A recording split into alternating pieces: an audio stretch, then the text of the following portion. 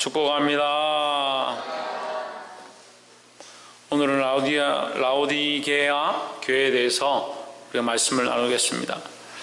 라오디게아 교회는 물론 시대적으로 여러 상황에서 볼 수 있는데 오늘날 현대교회의 모양에 가깝습니다.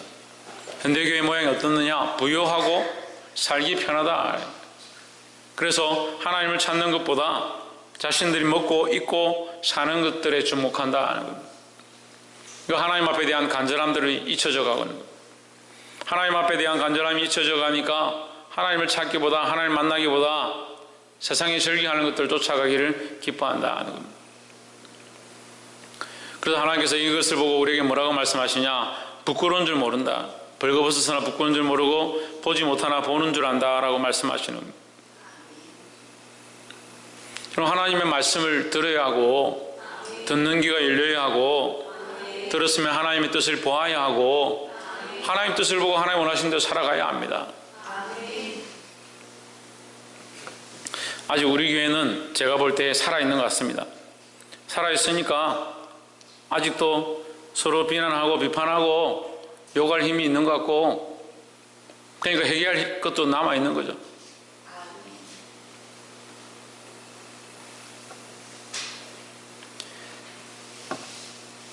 제가 늘 말씀드리지만 저를 욕하지 마십시오. 저는 말씀대로 말할 뿐이고 하나님 주신 말씀을 전할 뿐입니다.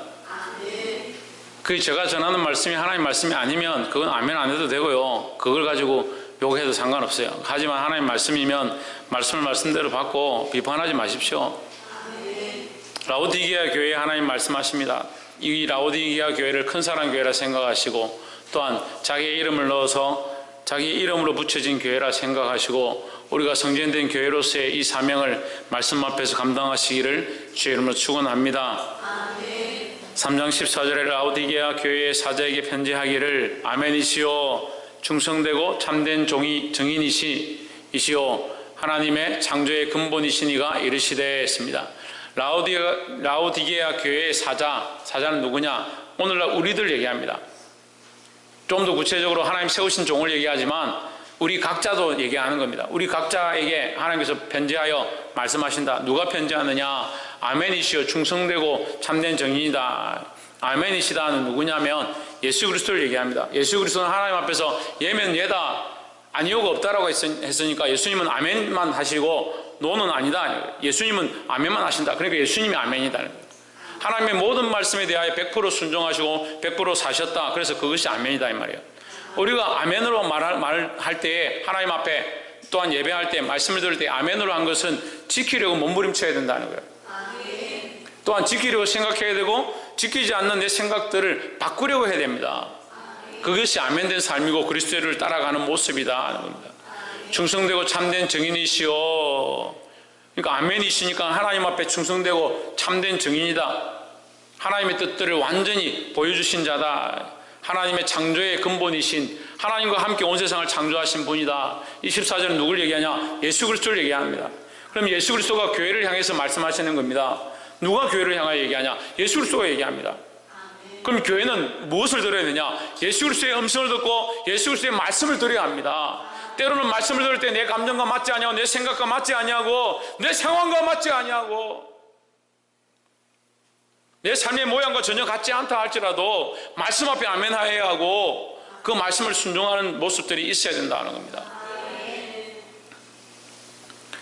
오늘 이 말씀 가운데 우리가 세 가지를 나누기 원하는데 17절에 내가 말하기를 나는 부자라 부여하여 부족한 것이 없다 하나 내 공고한 것과 가련한 것과 가난한 것과 눈먼 것과 벌거벗은 것을 알지 못하는도다 했습니다. 우리의 상황이 어떻느냐? 우리가 스스로 부자다, 부유하다, 부족한 것이 없다, 나는 괜찮다, 나는 아무 문제가 없다라고 하고 있지만 사실은 너희는 영적으로 병들었고 하나님과의 관계가 무너져 있고 너희 육체가 부유한지 모르겠지만 너희의 영적 모습은 공고하고 가련하고 가난하고 눈멀고 벌거벗은 상태다. 그것을 왜 알지 못하느냐? 왜 알지 못할 것 같습니까? 그것을 보지 않으니까요. 영적 가난함들에 대한 안타까움이 없고요. 하나님과의 영적 교통이 무너진 것에 대한 안타까움이 없고요. 영적으로 벌거벗어서 부끄러운 모습인데도 부끄러운 줄 모르는 겁니다.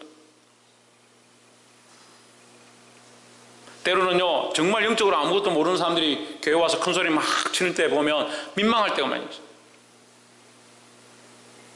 근데 그 얘기가 영적인 얘기가 아니고 인간적인 얘기고, 인간적인 문제를 끌고 와서 인간적인 얘기를 하고 있으면서도 그것이 정말 교회를 사랑하고 교회를 염려하는 것처럼 드러내는 것들이 있어요. 우리는 영적인 일을 해야 하고 영적인 사역들을 해야 되고, 제가 만약에 교회를 이 개척한 교회 가운데 여러분은 말씀으로 가르치고 하면서 인간적인 일들을 계속 한다면, 사람들과 사람들의 사이를 어떻게 만들고 조장하고 인간적인 것들을 계속 내가 해간다면 여러분 어떻게 하겠습니까? 그럼 목자로서의 그 모습이 안 되는 겁니다. 저는 여기 있을 자격이 안 되는 겁니다. 교회가 교회로서 역할을 하려면 서로가 영적으로 연결되어 있어야 되고, 그리스도를 바라보고 성령의 이끌림 안에 서야만 든든한 교회가 될 수 있다는 거예요.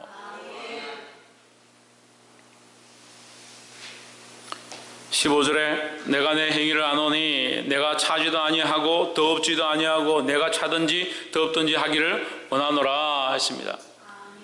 누가 아느냐? 예수님이 아신다는 거예요. 예수님이 우리의 행위와 우리의 삶을 아신다. 뭐라고 하느냐? 너희는 찹지도 않고 뜨겁지도 않다. 근데 이 라오디게아 교회는 스스로 뭐라 합니까? 우리는 부유하다, 부족한 것이 없다. 우리는 누구의 평가를 받아야 합니까? 하나님과 예수 그리스도의 평가를 받아야 합니다. 근데 우리 서로에게 만족하고 서로에게 평가를 받습니다. 사람들이 참 잘한다, 너 잘하고 있다, 그럴 수도 있지. 그런 상황에서 어쩌겠니? 그렇게 하는 말들을 듣고 싶어 합니다. 내가 혹 실수했더라도 누군가 괜찮다, 그럴 수도 있지, 그렇게 해주기를 바랍니다. 차갑지도 뜨겁지도 않고 항상 괜찮기를 바라는, 자기 스스로 나는 부유하다, 나는 부자다, 나는 옷을 입었다, 나는 잘 먹고 산다, 내가 살아가는데 아무 지장이 없다. 영적으로 죽어가고 무너져가고 망해가는 것들을 보지 못한다. 결국 예루살렘이 다 무너지고 성전이 해파되고 성전에 있는 성소 기명들이, 그 도구들이 다 빼앗겨도 정신을 차리지 않는 모습과 똑같다는 거예요. 우리 안에 무엇이 무너졌는가? 우리 안에 무엇이 빼앗겨졌는가? 우리가 무엇을 놓치고 있는가? 우리 안에 참으로 회복되어야 될 것이 무엇인가? 오늘 주님께서 우리에게 말씀하고 있습니다. 16절에 내가 이같이 미지근하여 뜨겁지도 아니하고 차지도 아니하니 내 입에서 너를 토하여 버리리라. 이 하나님과의 관계가 무너져 있고 뜨겁지도 않고 차갑지도 않다면 주님께서 우리를 토하여 버리시는 그런 상황까지 갈 수 있다는 거예요. 주님 앞으로 돌아오기를 주의 이름으로 축복합니다.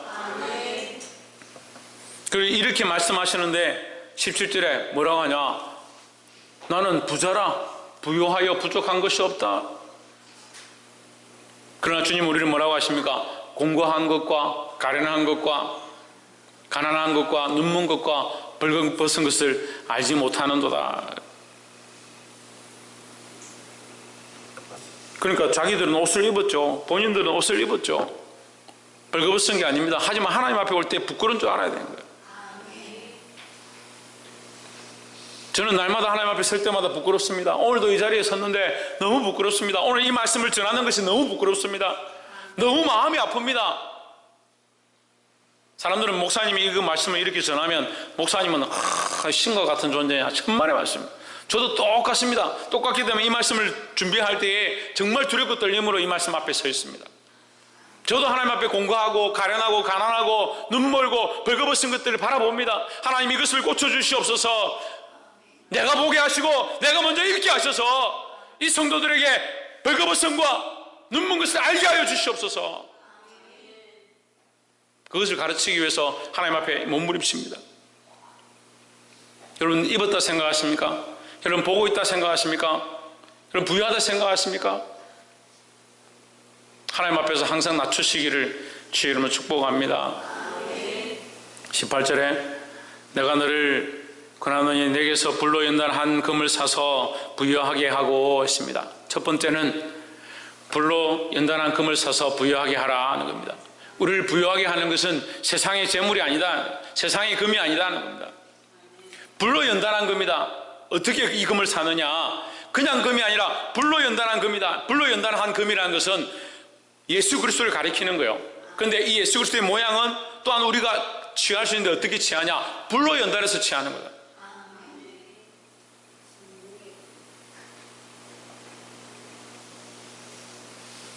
불로 연단하는 것은 고난을 얘기합니다. 수많은 어려움과 환난과 고난을 이겨내고 믿음으로 싸워 이긴 모양들을 금이라 하는 겁니다. 그가 나를 단련하신 후에는 내가 정금같이 나오리라 했던 것처럼 우리가 수많은 삶 가운데 믿음으로 싸워서 이기는 것이 고난이고, 그것이 나를 단련하는 것이고, 그것이 나를 정금과 같게 만드는 것입니다. 그리스도께서 하나님의 말씀대로 완전히 사셔서 아멘의 삶을 사시고, 그 삶이 완전했기에 십자가의 죽으심까지 순종하셨기에 그의 삶을 완전한 금이라고 말씀하는 겁니다. 그럼 우리는 주를 위해서 무엇을 단련하고 있습니까?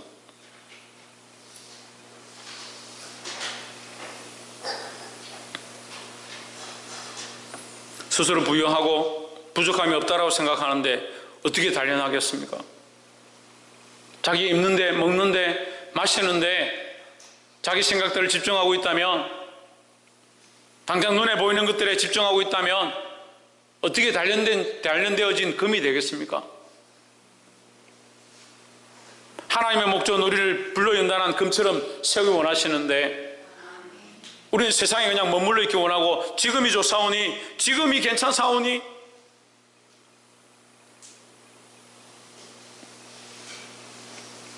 이 하나님께서 우리를 불로 연단한 금을 사라고 하시는 이 참된 의미를 깨닫게 되기를 주의 이름으로 축복합니다. 이것은 세상에서 사는 것이 아닙니다. 세상의 것들로 살 수 있는 것이 아닙니다.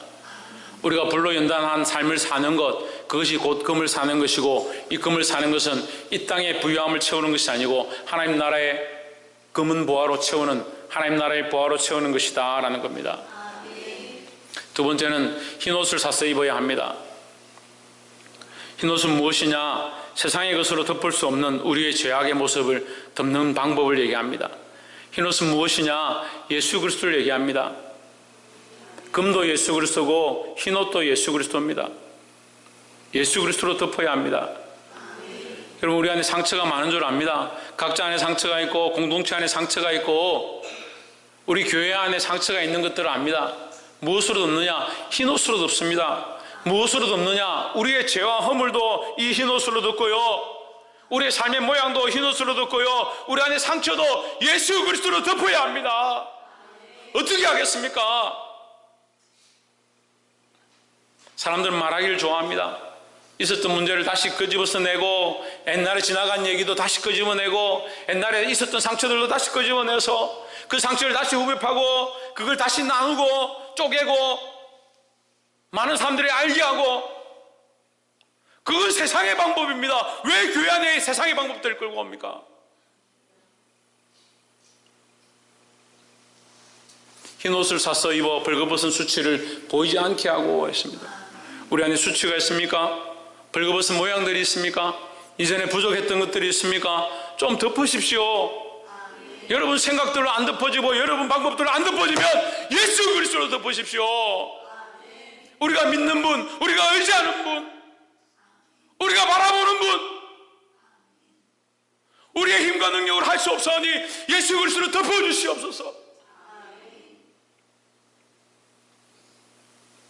오늘 그리스도로 덮어져서 우리 안에 참된 정결함들이 일어나고, 참된 회복들이 일어나고, 참된 치유의 역사가 있기를 주 예수 그리스도 이름으로 축복합니다.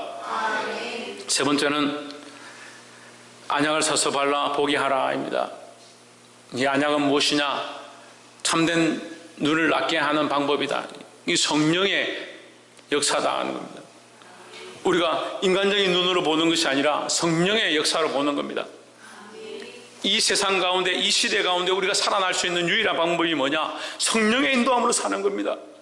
성령이 없으면요, 어디로 가야 될지, 무엇을 해야 될지 모르니까 자꾸 절망되어지고 망하고 넘어지는, 그 성령 없이 사는 사람들은 소경과 같다.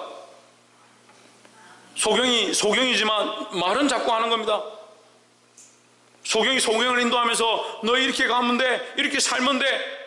그 소경이 소경을 인도해서 둘 다 망하는 길을 선택하는 겁니다.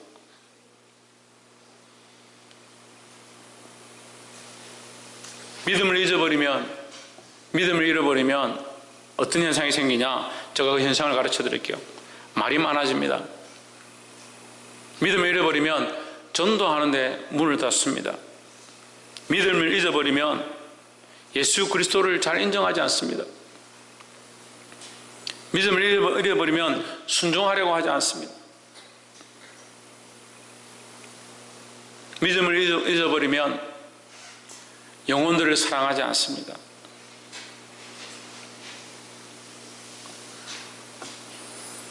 사랑하는 성도 여러분, 저는 여러분들을 책망하기 위해서 이곳에 선 것도 아니고 저와 여러분의 연약함들을 보고 하나님 말씀 앞에 서 있습니다. 아멘. 여러분, 우리 자신을 성령에 비추어 보고 또한 성령께서 조명하셔서 우리가 원하는 길이 아니라 성령께서 기뻐하신 길을 걸어가고 내 앞에 당한 이 수많은 일들이 절망과 절벽과 좌절의 구렁텅이 속에서 성령의 인도함으로 그것을 피해가서 주님 원하신 길로 바로 가게 되기를 주 이름으로 축복합니다. 19절, 무릇 내가 사랑하는 자를 책망하여 징계하노니 그러므로 내가 열심을 내라 회개하라 했습니다. 책망하고 징계하는 것은 불로 연단하는 것을 얘기합니다. 위에서 우리가 첫 번째 나눴던 불로 연단한 금을 산다, 불로 연단하는 것이다. 우리를 책망하고 징계하신다. 우리 안에 잘못되어진 것들과 고쳐야 될 것들, 그것을 하나님 뽑기 원하시고 책망하시고 다시 세우기 원하십니다. 또한 내가 열심을 내라 회개하라 했습니다. 열심을 내고 회개하는 것은 우리를 흰옷으로 사서 덮게 하시는 은혜입니다. 어떻게 회개합니까? 어떻게 회개할 수 있습니까? 우리에게 회개할 수 있는 방법은 유일한 한 가지밖에 없습니다. 회개할 수 있습니다. 어떻게 회개합니까? 예수 그리스도의 이름으로 회개합니다. 그러니까 우리가 회개할 수 있는 방법, 우리의 벌거벗은 것을 덮을 수 있는 방법, 그 흰옷은 누구냐? 예수 그리스도의 은혜밖에 없다라는 거예요. 20절에 볼지어다 내가 문 밖에 서서 두드리노니 누구든지 내 음성을 듣고 문을 열면 내가 그에게로 들어가 그로 더불어 먹고 그는 나로 더불어 먹으리라 했습니다. 우리가 문을 열어야 합니다. 우리에게 닫혀진 문들을 열어서 성령께서 내 안에 들어오시고 그리스도께서 내 안에 들어오셔서 나와 동거하고 나의 삶을 인도하시도록, 나와 함께 먹고 마시고 나와 함께 즐거워하시도록 여러분 문을 열어주시기 바랍니다. 20절에 이기는 그에게는 내가 내 보좌에 앉게 하여 주기를, 내가 이기고 아버지 보좌에 함께 앉은 것과 같이 하리라 했습니다. 다시 말하면 그리스도께서 보좌에 앉은 것처럼, 그리스도께서 하나님의 영광의 보좌에 우편에 앉으신 것처럼 너희도 하나님의 보좌에 우편에 앉을 것이다 라는 거예요. 우리가 그래서 불로 연단해가지고 뭘 하느냐? 금을 사는 겁니다. 이 보좌에 앉을 자리를 사는 겁니다. 하나님 나라의 영광을 사는 겁니다. 그건 돈으로 사는 게 아닙니다. 값으로 사는 게 아닙니다. 우리의 믿음으로 연단되어지고 하나님 말씀대로 살아서 몸부림치고 책망받고 징계를 받는다 하더라도 그리스도를 놓지 아니하고 나의 삶을 바꿔가고 정결함을 얻어서 그 하나님의 보좌를 사는 겁니다. 이 하나님 보좌에 그리스도와 함께 앉게 될 그 영광을 바라보시기를 주의 이름으로 축복합니다. 말씀을 맺겠습니다. 22절에 귀 있는 자는 성령이 교회들에게 하시는 말씀을 들을지어다 했습니다. 말씀을 누가 듣느냐? 귀가 있는 자가 듣습니다. 귀 있는 자가 뭘 듣느냐? 성령의 말씀을 듣습니다. 여러분, 성령께서 오늘 우리 안에 일러주시는 말씀, 때로는 이것이 따갑고 아프고 찢어지는 것 같고 속상할 때도 있지만 그것이 성령이 우리에게 말씀하시는 것이고 이것은 우리의 상처를 꼬매고 다시 아물게 해서 치유하고 회복해 하는 길인 줄 깨달으시기를 주의 이름으로 축복합니다. 기도하겠습니다.